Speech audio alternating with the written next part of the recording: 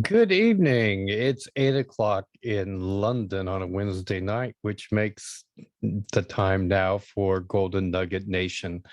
My name is Gary Jenkins, and I'm the author of the book, Everything, The Ancients Knew Everything About Manifesting. And tonight, I'm going to, number one, apologize for not being here last week. I was in the throes of COVID, and I just was not well enough to come online then or later or any other time.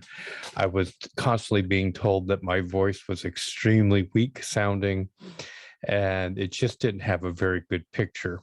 As you know, I took a break with the 15th of December being my final Golden Nugget Nation for the last year. And went to Egypt, to Sharm el Sheikh. Now, just before going to Egypt, I contracted flu B, and you can fly on flu B. But I ended up in Egypt, and coming to the end of flu B, I contracted flu A in Egypt. And you can fly on flu A. And so I was put onto a plane with apparently 140 some passengers on this plane, of which about 140 of them had COVID. And my wife and I were infected. It was really quite interesting to us. We landed at Gatwick Airport, and we were waiting for our luggage to arrive. And as we're waiting, my phone went off from track and trace from the National Health Service, saying that we were being notified that we had been in contact with COVID on our flight. My wife's phone went off shortly thereafter with the same kind of messaging from them. And we were told that we needed to isolate, etc. So we made our way back home. We went into isolation. We tested the first thing in the morning and came back positive for the COVID. But we also know that flu, because we had flu B, will trigger a positive COVID test. So we went out for the definitive testing and found that both of us had Delta variant, and I had Omicron as well, and that our flu B had passed. So I think basically, that my wife and I both had our immune system knocked down with flu B, flu A. And by the time we got on the plane, we were pretty much vulnerable to everybody who had COVID, who were vaccinated, etc. And they're just all passing the variants around. But end of quarantine, everything's fine, feeling better, and so I'm back to the mix. So thank you very much. Now I have a question that has come in, and it was a very interesting question for me to read, and it was very long. I don't want to read the whole question, but number one, it came from Clifton. Clifton resides in the United States, and congratulations, Clifton, you did read my book. So I really appreciate the fact that you did read, the ancients knew how to manifest everything. Now, the question that he's asking is, in my book, I talk about how everything that we do has a spiritual basis to it, that everything in the universe is made up of not only a physical form, but it also has a spiritual form, and that we have the ability to have an effect by our paying attention to things on what happens with a physical object, because we're affecting it on a spiritual level. Now, that was a very interesting question, because really when I'm talking about a spiritual level, what I think in a modern parlance, what we're talking about is the quantum physics of an item. And so when we sit back as entrepreneurs and we're looking at cause and effect and different things, I think what we really need to be aware of is the fact that everything is not as it seems. I have a bottle here. The bottle has water in it, 1 liter of water. Now, this bottle feels very solid. If I shake it, you can hear the fluid shaking around inside. It has mass, it has substance. But on a quantum physics level, that water is mostly not there. It's just space. The container that it's in, it's just space. The atoms are arranged, the molecules are all arranged, they're all moving around, but it's mostly empty space. It feels heavy to me. It has weight, it has mass, it has temperature, it has a lot of different factors. But if I were to break it down to its tiniest particles, it would mostly be empty, just empty space. And we as entrepreneurs need to keep in mind that what we're putting our attention on, because you see, in quantum physics, everything is moving as a wave. But as soon as you put your attention on that wave, it suddenly becomes a point. And it's like all of the energy comes together at one specific point because you're observing it. That's called the observer effect. And when you stop paying attention to it, it returns back to a waveform and just is moving through the universe. When you are an entrepreneur, there is a lot of matter, a lot of 3D things out there that we are manipulating. I can pick up this bottle. I know in quantum terms, it's mostly empty space, but to me, it has mass, it has heaviness. If I drop it, it's going to hit the floor, probably dent the bottle, etc. But what is important for me to keep in mind is that is matter that has been organized in a specific way. And now I can put my attention on it, and I can either use it for myself, I can use it as a consumable for somebody else. I can begin to range and reorganize whatever that matter is all about so that I can benefit the many, or I can just take care of myself. When we sit back as entrepreneurs, one of the things that really shocked me in the beginning was I discovered that being an entrepreneur was truly a spiritual journey for myself. I grew far more spiritually than I ever expected. When I was in Egypt, I had opportunity to talk to some people in my really tiny window of when I was really well. But I was talking to people over there who were also basically entrepreneurs. They ranged from one guy who told me he just buys a lot of, quote, junk, end quote, for between $1 and $1.50 per item. And he multiplies it usually by a factor of 15. So an item that's $1, he's selling for $15 on the internet. It's drop ship. He loses about half the money in covering all the costs and the shipping and all of that stuff that goes in there, but he's still making, on a $15 product, he's still making about $7.50 per item. And he's telling me that he sells about 10,000 items a month. And so he's not doing so bad, when you kind of figure out what this guy is doing, and he's just basically ordering it from China. It's being drop shipped from China.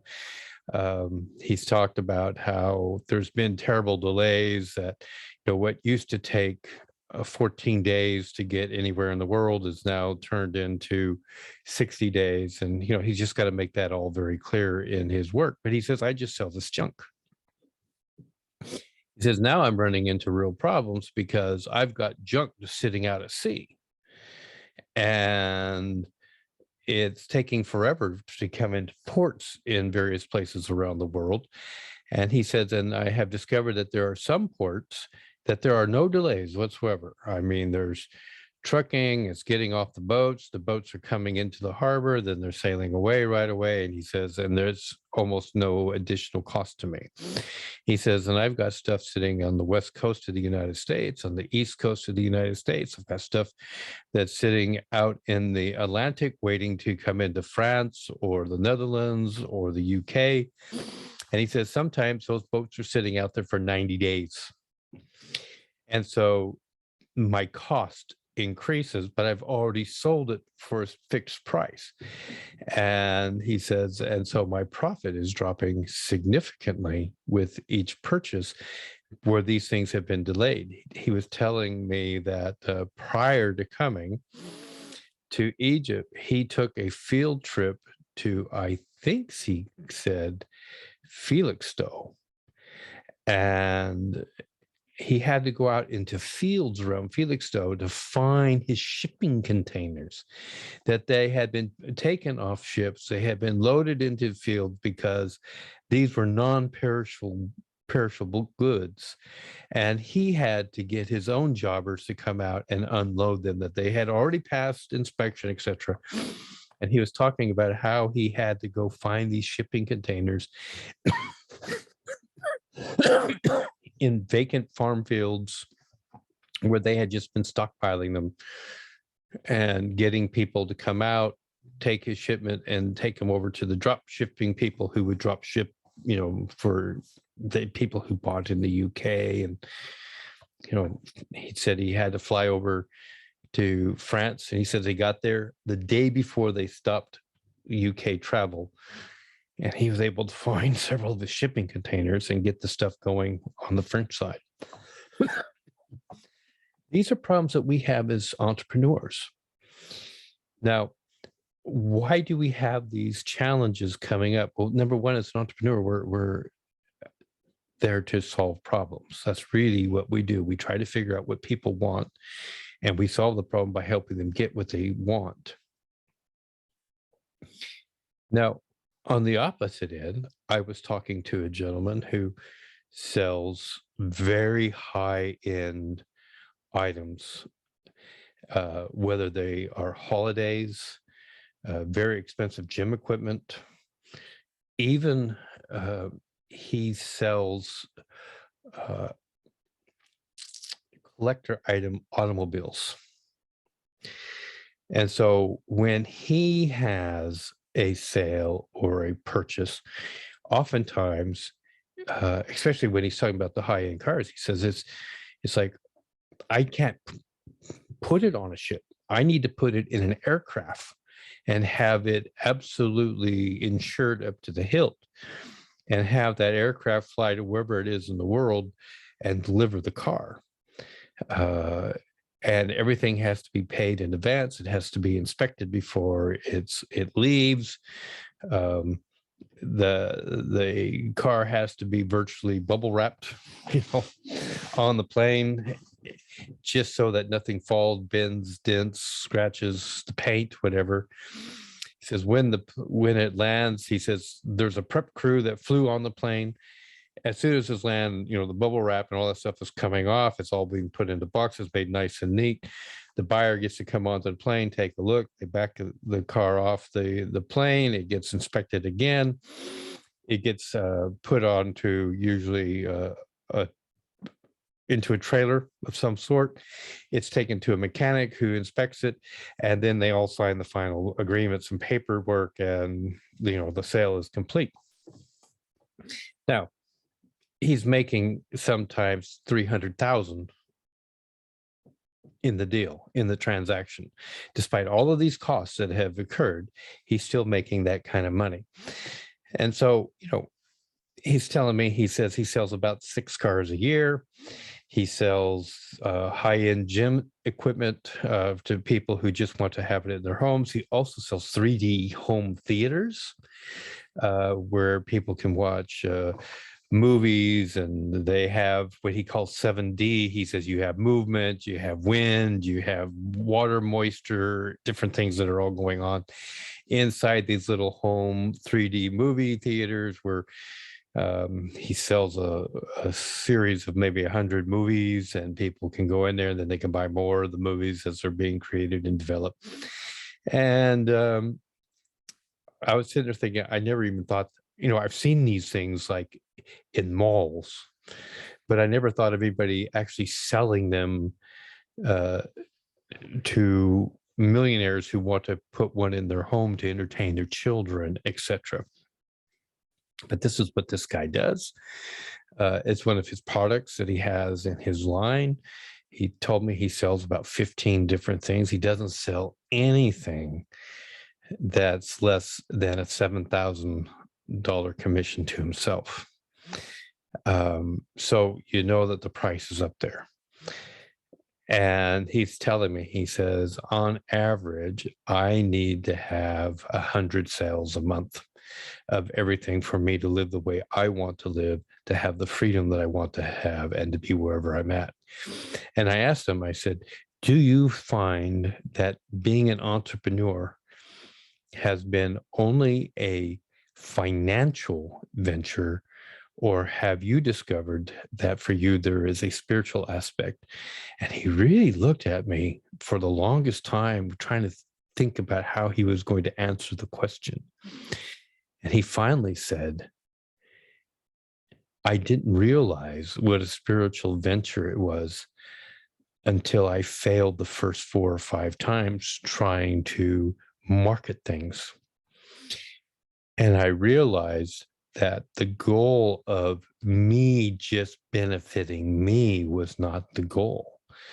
The goal was me benefiting other people.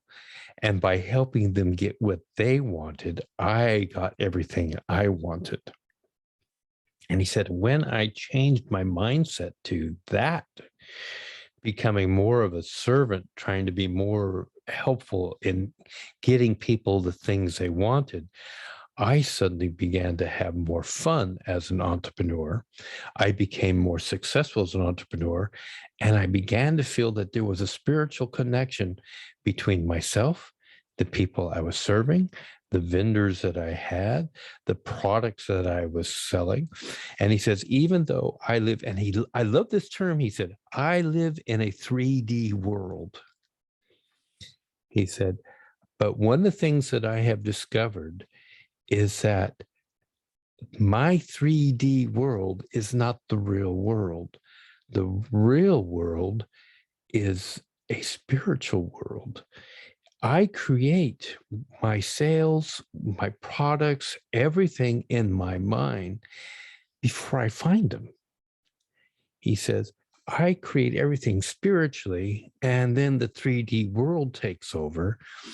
And then once the 3D item is obtained, he says, then I find somebody spiritually who wants to buy what I have.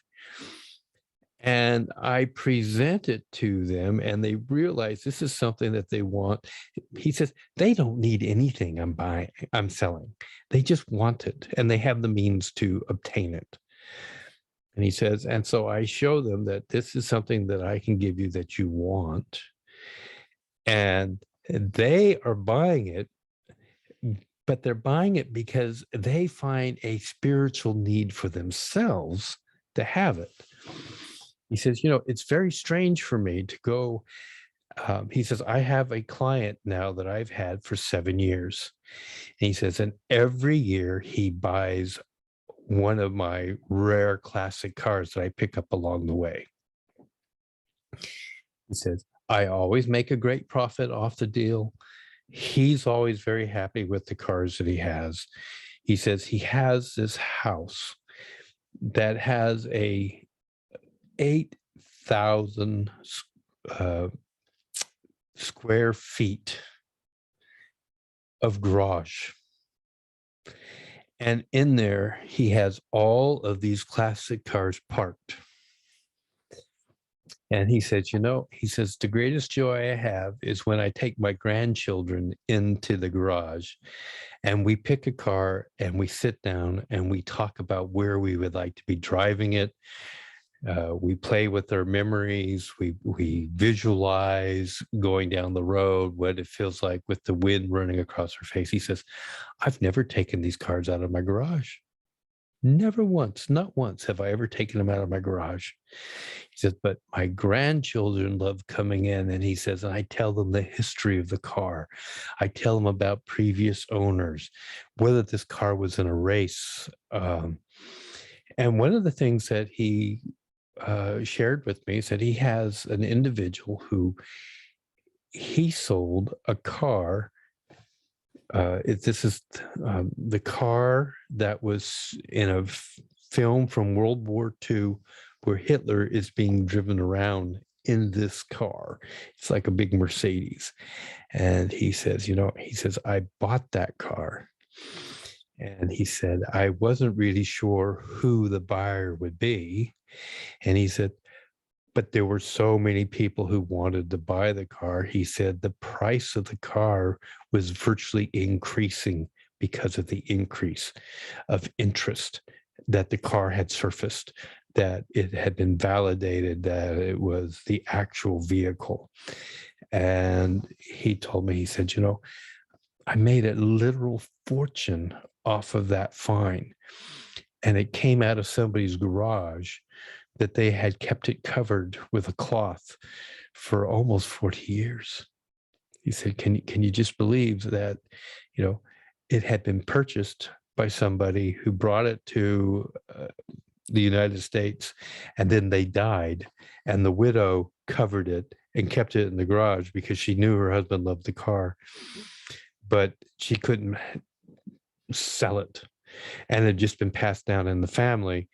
And people knew the story of the car, but they just didn't really think anybody would ever want to buy it. And finally, there ends up being a grandson who takes over the estate and says, let's just get rid of this thing. We don't want the Hitler mobile, but there were a lot of people in the world who wanted it. And that's just what this guy got involved in. But the world is a spiritual thing. Being an entrepreneur is a spiritual event. And if you are only looking at the material side, I don't think that you have the mindset that's going to help you to become successful. And when I say successful, I'm not talking about being, full of money, because the one guy I was talking to, he was full of money, but he didn't care what people are doing. He didn't see a spiritual aspect to what he was doing. He just said, people are cheap. I find something cheap that they want, and they're too lazy to figure it out for themselves, and they pay me about 15 times of what I pay for it. And by the time the product is given to them, he said, I only get about £7.50. And he says, and I'm just really happy with the deal. I'm just really happy with the deal. And I sell 10,000 items every month, all kinds of different things, but people will get what they want out of it. And he doesn't feel bad or good or anything. He was only distressed because the shipping had become so convoluted in the last 6 months. And it was creating havoc on him because it was causing the prices to increase, so that his percentage of gain decreased. And that was his problem. But he didn't see any spiritual aspects whatsoever to being an entrepreneur versus this other guy who's on the high end value things. And he's very clearly saying, I know everything creates in my mind, so it's energetic. And then the 3D world takes over and it makes it happen where I can find it, or it manifests itself. And then again, I start creating the clients in my mind. And then I take the 3D object and present it to them, and I satisfy their need, and everybody's happy in the end. And some things are really complex problems, and other things are just straightforward, nothing very complex. It just happens.